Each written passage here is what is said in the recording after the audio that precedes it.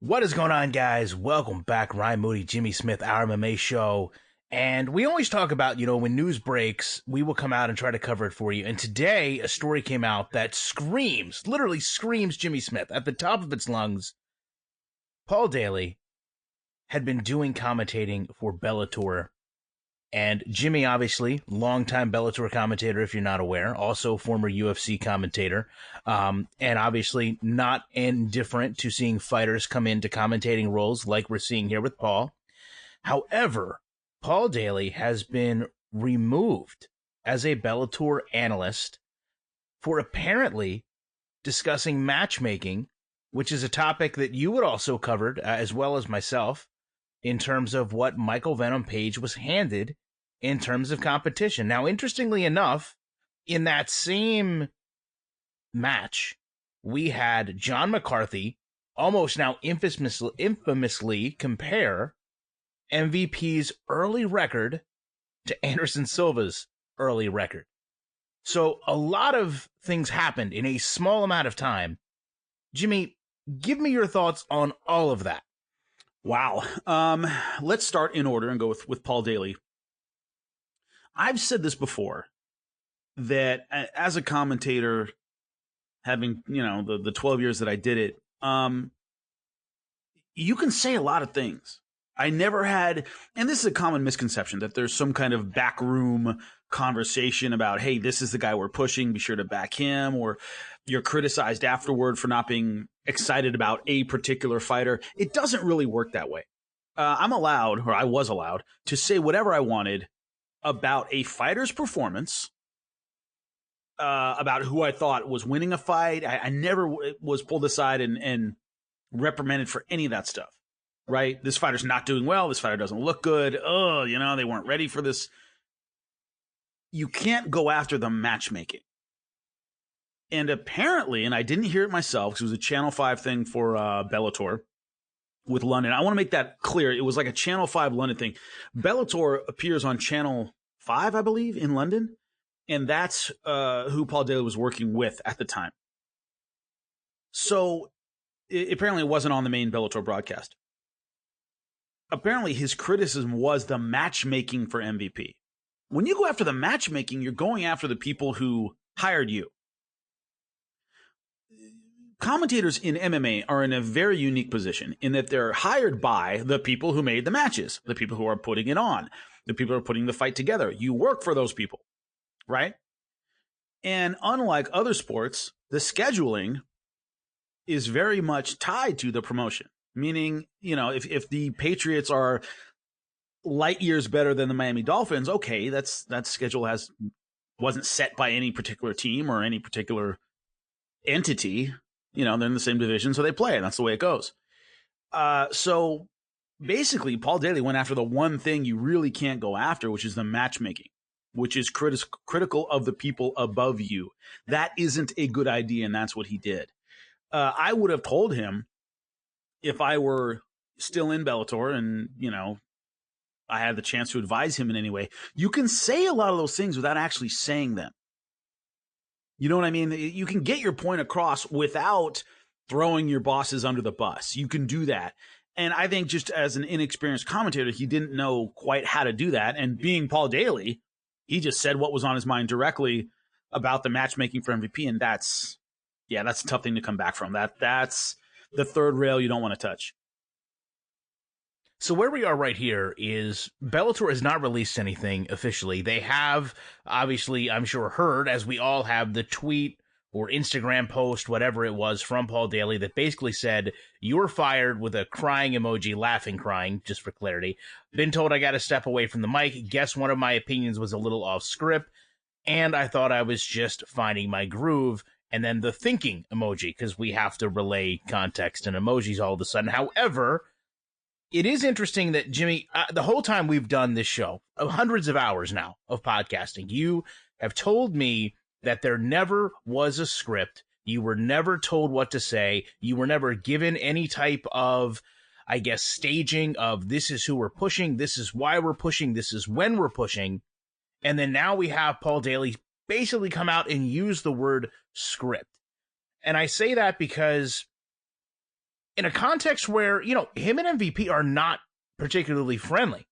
If you told me prior to today that Paul Daley was going to get fired from commentating on a MVP fight, I would think that he would say something overly disparaging. I would think that he would be saying something possibly rude, possibly inaccurate. And instead, he actually says something that we all thought. And do you think now that Bellator has elected to do this, not responded in turn, that it just drew a lot of attention to this? As you said, many of us, myself and yourself included, didn't even hear this. It was an international broadcast. But now we all know what happened when otherwise we may not have.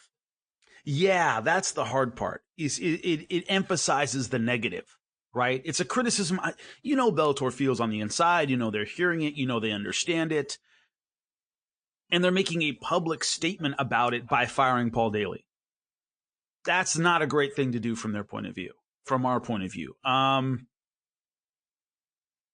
This is the kind of thing where I don't know who was working with them, who was producing him at the time. This is the kind of thing you get a stern talking to about. Before they'd go, okay, you're out of here, they'd say, hey, look, don't go after the matchmaking. You have to remember, one of the issues with, and I've been in this position a million times, and it sucks every single time. Whenever you throw a fighter in there who doesn't have a lot of broadcast experience, they don't know what they're doing, and they need a lot of guidance. A lot. And if you don't give it to them, which they generally don't, I hate to say, and that's not Bellator. That's across the industry. To give you an example, I was working with Michael Chiesa on the Fox desk for the UFC, and I, on social media, I sent him a message, hey man, you need any help? Just, give me a call, send him my number. If you're nervous about anything. He called me immediately and went, oh my God, I'm freaking out. Can you tell me anything? And I told him things like, the camera with the red light on is the one you look at. He had no idea that you look at the camera with the lights on, right? There are big red lights under the camera, and they're like 4 or 5 cameras. So a lot of times fighters look down, they don't know which camera to look at. So they're kind of like, bouncing around between cameras. The one with the red light on is the one you look at, right? When they give you a count in your ear, try to be out by about 2 or 3 so they can pad whatever you're saying. This is all broadcasting basics. Layout means stop talking. Fill means keep talking for a given amount of time. When they say a time in your ear, that's how much time you have, right? All these things that are simple stuff, they don't know that. I was working with somebody in Bellator one time. They threw a fighter in for a 3-man booth. He didn't know layout meant shut up. Nobody told him that. So we're sitting there working, and we're going to commercial, and my producer's going, layout. Okay, layout. Well, he doesn't know what that means. So he was just all the way to commercial. Like, till the commercial went, and he was still talking, and I had to take my headset off, turn to him, and said, we're off air, dude. They can't hear you. And he gave me this stunned look. And yeah, layout means shut up. When the producer says layout, that means stop talking. When the producer says throw to somebody, that means, which is usually a play-by-play thing, but that means, hey, and now to so-and-so. Hey, throw to this fighter. Hey, and here we are with MVP. If you don't teach them the language, they don't know what you're talking about, right? And so the difficulty, and this is kind of a symptom more than the disease, is nobody probably told him, hey, don't go after the matchmaking, right? Say what you want about the fighter and their performance and how you hate him or love him or whatever. Don't trash the promotion itself. Nobody told him that probably, right? And so that's kind of the difficulty is a lot of times with fighters taking increasingly the commentary role, which is why I don't work with the UFC anymore, is they don't do it for a living. They don't know this stuff. They don't know a lot of the terms.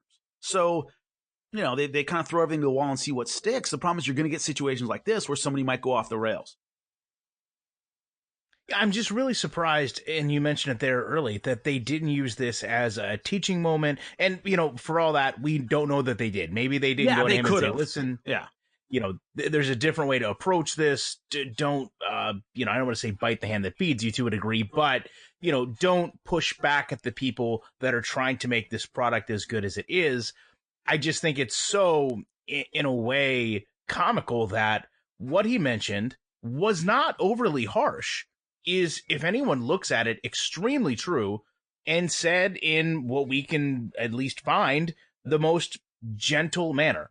To say that the matchmaking for MVP is ridiculous, while a fellow commentator compares him to one of the greatest of all time, while he fights a guy that very few, even hardcore fans knew, that's a pretty fair comparison to make, and that's not really the worst choice of words that he could use. Now, if he had said, hey, listen, Bellator's matchmaking here is feeding MVP cans, we all in the back know that he's a glorified can crusher, and all they're trying to do is protect him because the one time he fought a decent fighter, he got beat, then I'm all for it. Fire him, if that's how you feel this has to be dealt with. But this, it just seems like it's so, I don't know if there was something else going on there, but as you said, there's no broadcasting school that these fighters go to. They don't get to go from, Invicta to Titan to then work their way up to a regional show and then go on to the UFC. They get pulled out and pushed into those roles. And we relate to them as fans. But yeah, it is very strange the way this kind of came out of nowhere and literally, like I said, draw so many parallels to you. Yeah, it's tough. And we don't know what he was told. Maybe he was told not to do that and did it anyway. One of the issues also with using active, and I want to say that in bold letters, active fighters as commentators, is you can't expect them to be neutral and detached about someone they could fight or have fought or have a rivalry with. That's the hard part, is you're having Paul Semtex Daley commentate MVP's fight, whom he can't stand. They don't like each other. They fought. Close fight, but he lost. They might fight again. And you're going to get an emotional response from the guy. Is that fair to put him in that position? He's not a professional broadcaster. He's a professional fighter. And the issue is crossing those lines creates problems. Because I'm talking about a guy I just fought that I might want to fight again. So what are you going to do? Trash him on air because that's what you're used to doing, right? The instincts that serve you as a fighter don't serve you as a broadcaster. Fighters aren't supposed to be neutral. They're supposed to be hostile. They're supposed to be antagonistic. They're supposed to be biased. They're supposed to be confrontational. A broadcaster is supposed to be none of those things. So to ask somebody who's currently in the game and is talking about someone who is currently in the game in his weight class whom he might fight, that's asking a lot. The Paul Felder, Justin Gaethje incident, you remember that, where he called him out, challenged him somewhat jokingly while working a broadcast. You can't do that. And he got some backlash, and I thought it was appropriate. You can't put a fighter in that position where I'm interviewing you and hey, how about fighting me? Well, dude, you have a suit on right now. We're not supposed to get in that conversation right now. And to ask that is asking a lot. So in a sense, Paul Semtex Daley was put in a tough position. He shouldn't have said what he said, and you could have said it in a different way, but you're also asking a lot to put a guy like Paul Daley, who's a fighter, and having him call a fight with a guy he just fought and might fight again. That's asking a lot, and that isn't necessarily fair. I guess, and you mentioned Paul Felder there, one of the other names that came to my mind was DC has always been at least mindful or respectful of John Jones' talent when he talks about him or commentates or has to mention him in pre-fight. I guess I'm using that as a pillar to hold most other commentators that also happen to fight against. And for that matter, DC is one of the best in and out of the ring in terms of the commentating. So maybe it's not fair for me to hold him on that pedestal. And it's interesting you said, hey, listen, this is something that they have to know too. If that's the case, why wouldn't Bellator just have said, hey, listen, no offense, you haven't worn the commentator hat long enough to really know how to handle this.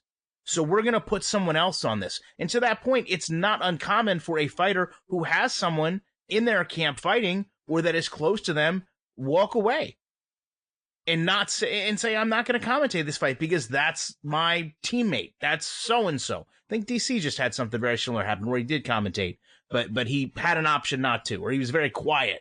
So it is very intriguing that they wouldn't have went to him and said, hey, listen, we're not going to put you in this position to be fired because we know even if your intentions are good, this can happen.